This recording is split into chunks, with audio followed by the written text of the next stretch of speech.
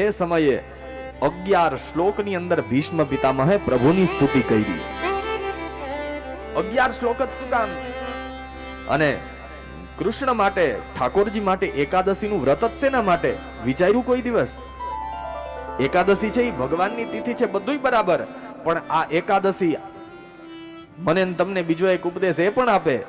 આવતીકાલે જ એકાદશી છે, યાદ રાખજો.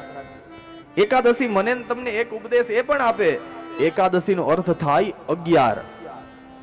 એકાદશીના દિવસે વ્રત કરતા હોય તો 11 જાતના ફરાળ ન કરવાના હોય. આપણા શરીરની 11 વસ્તુ પ્રભુને સમર્પિત કરવાની હોય. કઈ 11 વસ્તુ? 5 જ્ઞાનેન્દ્રિય, 5 કર્મેન્દ્રિય અને 11મું આપણું મન. એકાદશીના દિવસે આ 11 વસ્તુ પ્રભુને સમર્પિત કરો તો એકાદશી સાર્થક થાય. 11 શ્લોકમાં સ્તુતિ કરવાનું બીજું એક કારણ મને એ પણ લાગે કે ભગવાન છે ને એ આપણાથી 10 આંગળ દૂર છે, આવું વેદમાં કીધું છે.